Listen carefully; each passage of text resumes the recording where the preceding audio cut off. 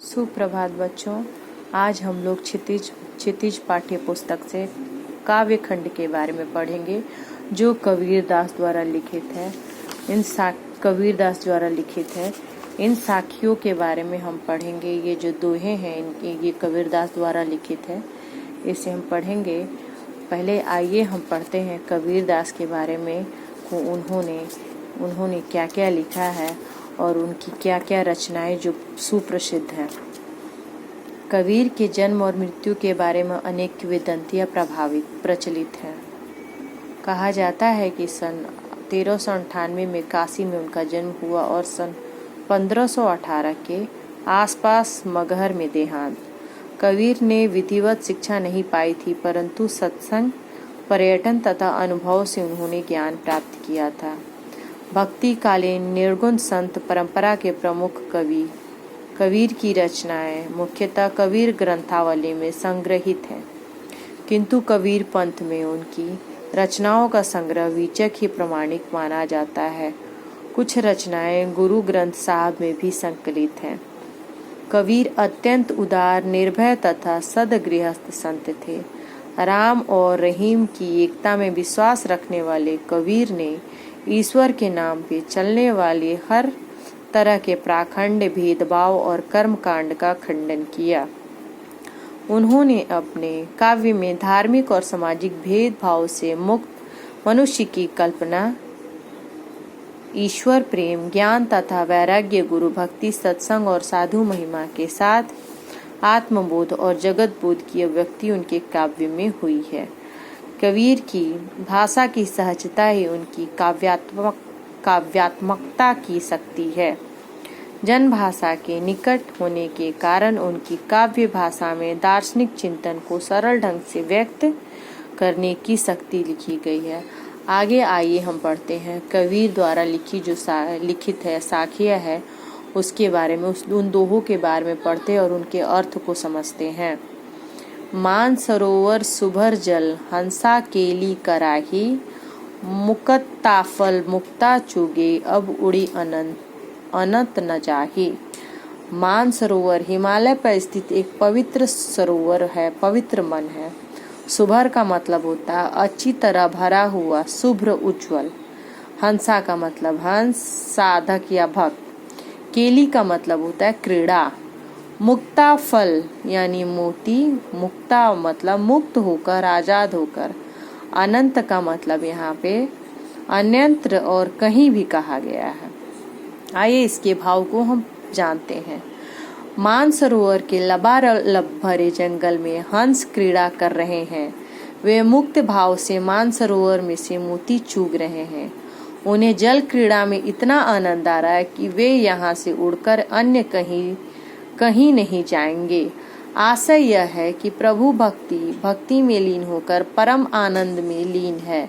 वे मुक्त होकर मुक्ति का आनंद ले रहे हैं।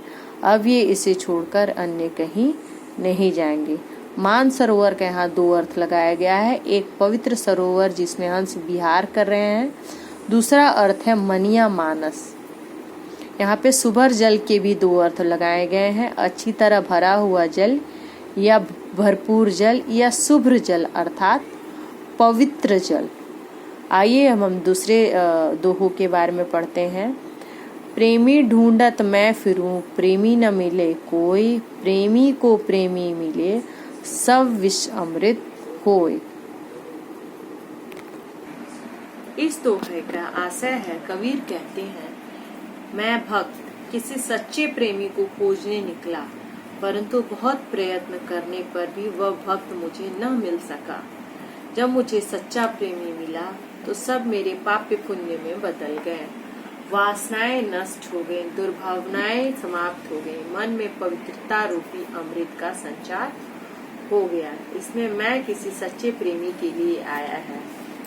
सच्चे प्रेमी कम होते हैं, इसलिए वे आसानी से नहीं मिलते हैं। विष का मतलब हमारी वासनाओं, दुर्भावनाओं और पापों का प्रतीक है। दो भक्तों की सत्संगी से सारे पाप नष्ट हो जाते हैं और पुण्य का उदय होता है। इस प्रकार विष अमृत बन जाता है। दो प्रेमियों के मिलने से सब पाप नष्ट हो जाते और पुण्य का उदय होता है। मन के मैल नष्ट हो जाते और सद्भावनाएं जागृत हो जाती हैं। इसमें तीसरा दोहा यह लिखा गया है, हस्ती चढ़िए ज्ञान को सहज दुलीचा डारी, स्वान रूप संसार है भूखन दे झक मारी। हस्ती का मतलब हाथी, सहज का मतलब यहाँ पे स्वाभाविक या हट से दूर, यहाँ सहज समाधि के बारे में बोला गया है। दुलीचा के बारे में, दुलीचा किसे कहते हैं? कालीन या छोटा जो आसन होता है उसे हम दुलीचा बोलते हैं। डारी का मतलब डालकर, स्वान मीन्स होता है कुत्ता। जग मारना मतलब मजबूर होकर वक्त बर्बाद करना। आइए इसके अर्थ को समझते हैं। कबीर साधकों को संबोधित करते हैं, कहते हैं, हे साधकों, तुम ज्ञान रूपी हाथी पर सहज समाधि रूपी आसन बिछाकर निश्चिंतता से चलते रहो। यह संसार के कुत्ते के समान है जो हाथी को चलते देखकर व्यर्थ ही भौंकता रहता है। इससे तुम्हारा कुछ बिगड़ने वाला नहीं है। आशय यह है कि प्रभु साधक को दुनिया की निंदा की परवाह किए बिना साधना पथ पर बढ़ते जाना चाहिए। सहज का आशय यहाँ पे स्वाभाविक रूप से सांसारिक वासनाओं से दूर रहना और प्रभु की ओर ध्यान लगाना बताया गया है। जैसे हाथी को चलते देखकर कुत्ता अवश्य भौंकता है, वैसे ही किसी को ऊंचाई साधना में लगे देखकर लोग उसकी निंदा अवश्य करते हैं। इसलिए संसार को स्वान रूप कहा गया है। कबीर ने लोक निंदा की परवाह किए बिना प्रभु भक्ति करने की प्रेरणा दी है। कबीर स्वयं अनुभव किए हुए ज्ञान को मानते हैं। इस लोक निंदा की प्रवृत्ति पर गहरी चोट की गई है, जो साधकों का मनोबल बढ़ाया गया है। साधकों की महिमा को हाथी पर चढ़े व्यक्ति जैसा ऊंचा दिखाया गया है। बच्चों, आज मैं अध्याय या जो दोहा है इसे यही समाप्त करती हूँ, यही रुकती हूँ। आगे जो साखियां हैं जो कबीरदास द्वारा लिखी गई हैं, इसे मैं कल फिर आपको पढ़ाऊंगी और पढ़ के मैं आपको इसे बताऊंगी।